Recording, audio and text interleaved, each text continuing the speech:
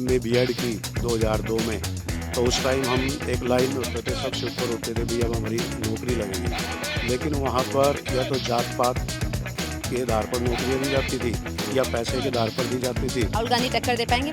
टक्कर टुक्कर तो उसके बस के क्या है जी, पागल आदमी है, उसको बात करने का नहीं पता होता, कहना क्या वो आलू से सोना बना देता है। शिक्षा और स्वास्थ्य, ये दो चीज़ बिल्कुल फ्री होनी चाहिए। टीम नो द नेशन है हरियाणा के करनाल के उनचस्माना गांव में, और यहाँ पे हम लोगों से जानने वाले हैं कि किस चुनावी मुद्दों में वो वोट करेंगे और चुनावी माहौल क्या चल रहा है, क्या देख के वो वोट करने वाले हैं, किसको जिताने वाले हैं इस बार। मैडम हमारे गांव में तो करनाल में मान के चलो बीजेपी लीड करेगी और अच्छे अंतर से लीड करेगी जी बीजेपी। तो प्रधानमंत्री मोदी? हाँ, प्रधानमंत्री मोदी आना भी चाहिए, राष्ट्र हित में तो वोट करना भी चाहिए जी सभी को। कौन सा काम बढ़िया लगा? एक तो फार्मर के लिए वो सम्मान निधि योजना चलाई इन्होंने, जो नौकरियां सरकारी नौकरियां लगी हैं जी, उसमें पर्ची खर्ची वाला सिस्टम बंद कर दिया इन्होंने। सब मेरिट बेस पे लगते हैं, पढ़े लिखे बच्चे लगते हैं, गरीब आदमियों के भी बच्चे लगते हैं, और देश को भी उन्नति की उस पथ पर है। जैसे GDP अच्छा बढ़ाया, GST लगाया इन्होंने, बहुत अच्छा लगाया, 3 तलाक को खत्म कर दिया। NDA की है, कन्फर्म है जी, इसका मतलब NDA करने का था। आप बताओ, आप क्या बोलोगे? हमारे गांव में लगभग बीजेपी की सरकार बनने जा रही है, अब की बार 400 पार। अच्छा, 10 साल में आपने क्या बड़ा बदलाव देखा? 10 साल में विकास की बात अगर मोदी जी करते हैं तो इधर कितना विकास हुआ है? सबसे बड़ी बात है, हमारे गांव के पास कुटेल है, गुआंढ है हमारा, 2 किलोमीटर दूरी एम्स दे दिया इन्होंने। हम यहाँ से चंडीगढ़ जाते थे, दिल्ली जाते थे, आधे तो मरीज वैसे ही मर जाते। अब हमारे पास में है तो इससे बड़ी क्या सौगात होगी। और गांव के चारों तरफ के नाम लेकर हैं, बाईपास निकाल दिए, और पक्का पुल पीर था हमारा, उसकी सबसे बड़ा मुद्दा थी, वो गांव में है, हाईवे बढ़िया बन गए हैं, और इससे ज़्यादा क्या चाहिए। और गांव में 27 लड़के यहाँ से बिना कर्ची बिना पर्ची के नौकरी लगे हैं। जो कनेक्टिविटी बेटर होती है, गांव वालों को कितना इस पे फायदा होगा? पहले तो मैम यहाँ पर एक सिंगल रोड था, लेकिन जब से हमारे यहाँ पर बीजेपी सरकार आई, अभी आप देख सकते हो 4 लाइन का काम स्टार्ट हुआ है। और सबसे बड़ी बात है मैम, हरियाणा के अंदर हमारे यहाँ पहले बहुत ज़्यादा फर्जीवाड़ा होता था। लेकिन फर्जीवाड़ा मतलब? क्योंकि मैम हमने तो देखा है कांग्रेस टाइम में पैसे बहुत, सबसे ज़्यादा पैसे की डिमांड होती थी। लेकिन हमने यहाँ पर एक हरियाणा के अंदर जब बीजेपी सरकार आई है, हमारे गांव से मैं ज़्यादा नहीं कहूँगा, 25-30 के आसपास बच्चे लगे हैं जो बिना सिफारिशी होते, बिना सिफारिश के, अपनी मेहनत के बल पर। और एक मैम यहाँ पर हमारे यहाँ कुटेल में एक PGI है, वहाँ पर भी इतना बड़ा अच्छा मतलब एम्स बनाया है, वहाँ पर भी दूर दूर से बच्चे आएंगे पढ़ने के लिए, और मेडिकल की सुविधा अलग से है।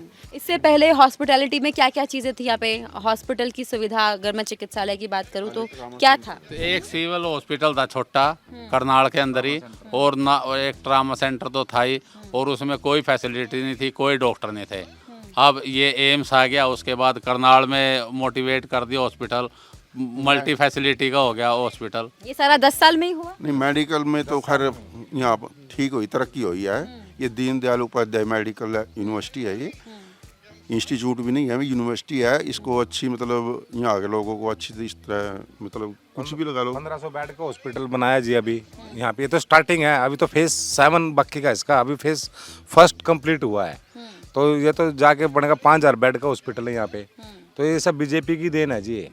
कितना आगे निकल गया पंजाब से हरियाणा? अभी तो मान के चलो जी 20% तो मान के चलेंगे हम। आर्थिक स्थिति में भी बढ़िया, पंजाब के अंदर तो नशा है बहुत ज़्यादा, वहाँ बेरोजगारी है, हरियाणा के अंदर तो बेरोजगारी भी नहीं और नशा नहीं है।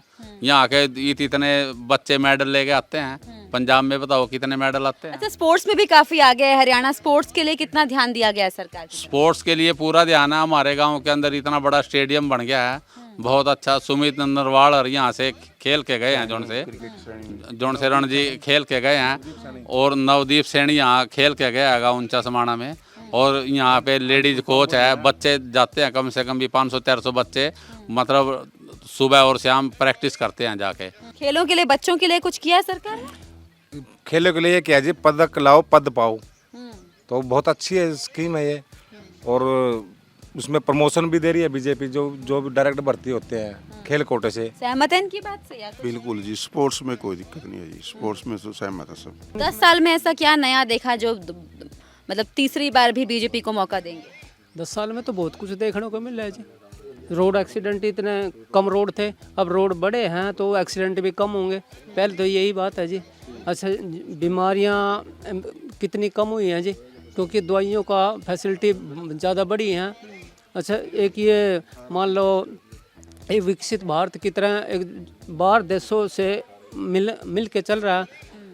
जिनसे जहाँ पर इन्होंने भी मोदी जी ने एक 20 देशों के अपने देश में इकट्ठा करना कोई छोटी बात नहीं है जी। आपकी क्या राय है, क्या वोट डालने से पहले क्या क्या चीज़ें दिमाग में रखने वाले हैं, कौन कौन सा काम प्रधानमंत्री मोदी के 10 सालों का याद रखने वाले हैं वोट डालने से पहले? स्वास्थ्य में या भाई शिक्षा में या बच्चों के स्पोर्ट्स पर्सन हैं उनके लिए गवर्नमेंट क्या कर रही है। अपने हरियाणा की बात करें तो हमने चौटाला का समय भी देखा, कांग्रेस के भी 10 साल देखे और अब लगभग 10 साल हम बीजेपी के भी देख रहे हैं। तो सारा ही फ़र्क है मैम। जब हमने MA BEd की 2002 में तो उस टाइम हम एक लाइन में होते थे, सबसे ऊपर होते थे भैया अब हमारी नौकरी लगेगी, लेकिन वहाँ पर या तो जात पात के आधार पर नौकरियाँ दी जाती थी या पैसे के आधार पर दी जाती थी, जिससे आज हम वंचित हो गए। कांग्रेस का टाइम आया, हमने BEd की टीचिंग लाइन में जाने की बड़ी कोशिश की, टेस्ट भी पास किए, सब कुछ किए, लेकिन वहाँ भी बिना पैसे और बिना सिफारिश हमारे पास कुछ ऐसा नहीं था, हम उससे भी वंचित रह गए। तो आज का जो समय है, पिछले बीजेपी का लगभग 9.5 साल का कार्यकाल हुआ, तो उसमें अगर हम अपने गाँव की बात करें, लगभग 24-25 बच्चे हमारे प्रत्येक क्षेत्र में टीचिंग लाइन में भी गए हैं। या भाई ये भाई बैठा है, इनका लड़का भी सब इंस्पेक्टर है, आगे इनकी बहू भी सब इंस्पेक्टर आई है, गांव में जज भी लगे हैं। तो जात पात की जो राजनीति अभी भी चल रही है या फिर अब सबका साथ सबका विकास? सबका साथ सबका विकास है मैडम। अब किसकी है? खट्टर के पास ना आगे ना पीछे है, वो किसकी राजनीति करेंगे? जो हमारा मुखिया ही ऐसा है जिसके पास जात पात की कोई बात नहीं करता, तो अगर मुखिया ही ऐसा है तो वो तो देश को ऐसे ही चलाएगा, अपने राज्यों को ऐसे ही चलाएगा।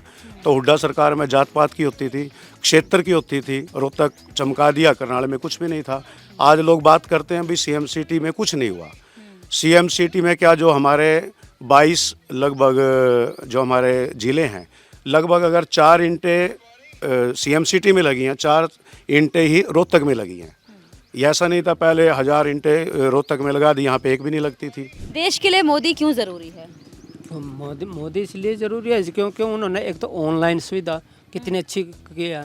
हर बंदे को किसी सेंटर पे या दफ्तरों में धक्के खाने पड़ते थे, आज वो घर बैठे कुछ चीज़ें ऐसे घर बैठे बच्चे अपने आप ऑनलाइन कर सकते, सुविधा कर सकते हैं। गाँव में भी ऑनलाइन सुविधा अच्छे से है, इंटरनेट कनेक्शन बहुत बढ़िया अच्छे से है जी। हाँ, पहले दफ्तरों में किराए में चले जाते थे, दिहाड़ियाँ छूटती थी मजदूर आदमी की, लेकिन आज वो चीज़ नहीं है। ऑनलाइन के माध्यम से ऑनलाइन से कितनी आसान हुई है आप लोगों की ज़िंदगी, गांव की ज़िंदगी, गांव के लोग अब कितना कनेक्ट कर पाते हैं, गांव कितना विकसित हुआ है? गांव हमारा बहुत विकसित हुआ जी। मेरे गांव में यहाँ तक कि सीवर लाइन तक है जी मेरे गांव में, और बहुत पहले से है जी। और तो डिजिटल है, यहाँ पर जितने भी यहाँ 10-20-50 आदमी बैठे हैं, सब अपना ऑनलाइन पेमेंट ट्रांसफर करते हैं, ऑनलाइन किसी को खरीदारी करते हैं। बेटी बचाओ बेटी पढ़ाओ का नारा तो प्रधानमंत्री ने दिया, पर वो धरातल पर कितना उतरा? धरातल पे हम अगर अपने हरियाणा से, अपने करनाल से देखें तो लड़कियां बहुत आगे हैं। अभी अगर 10th और +2 का रिजल्ट CBSE का हरियाणा बोर्ड का है तो इसमें लड़कियां अव्वल हैं। लड़कियों की सोच बदली है, माँ बाप की सोच बदली है। जब हम पढ़ते थे तो लड़कियों को 10वीं के बाद शायद करनाल भी पढ़ने नहीं दिया जाता था, भाई समय बुरा है, ये है। आज हम इतने विकसित हो चुके हैं अपने माइंड से, सोच से, भाई जिसके कारण हम अपनी बेटियों को आज विदेश भी भेज रहे हैं। तो इससे ज़्यादा और क्या बदलेगा देश का? आगे क्या उम्मीद है मोदी से? अगर हैट्रिक लगाएंगे, तीसरी बार अगर आएंगे मोदी, तो क्या उम्मीद है आगे मोदी 3.0 में? तीसरी बार अगर जब मोदी आता है तो देश और विकसित होगा। देश की क्या मुद्दे हैं जिसकी तरफ ध्यान देना चाहिए? मुद्दे, सबसे बड़ा मुद्दा है एक तो बेरोजगारी का है, उसके बाद है आर्थिक स्थिति उभरनी चाहिए देश की, और भ्रष्टाचार है वो बिल्कुल 0 टॉलरेंस होना चाहिए।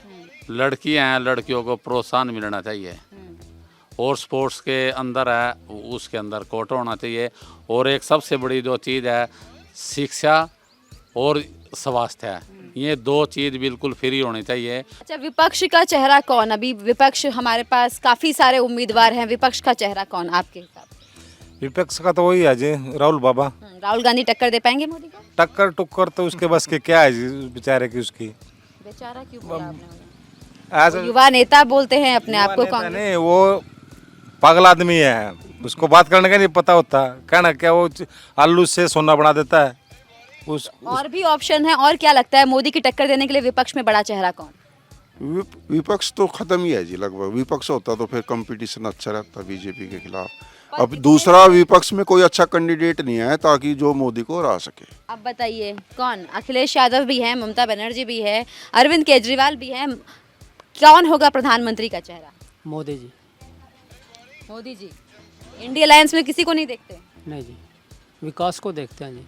अगर कांग्रेस की बात करें, कांग्रेस तो लगभग 250 सीटों पे तो इलेक्शन लड़ रही है वो, तो जिसके अंदर इतना भी कॉन्फिडेंस नहीं है। एक पूरे लगभग 1885 के आसपास इसका निर्माण हुआ था कांग्रेस का। पुरानी पार्टी है बिल्कुल। हाँ, वही तो 1885 में एओम के द्वारा जो हुआ था, तो आज वो एक बिल्कुल 250 सीटों पे इलेक्शन लड़ रही है, तो उसका क्या वजूद है? मोदी के टक्कर में तो नहीं है।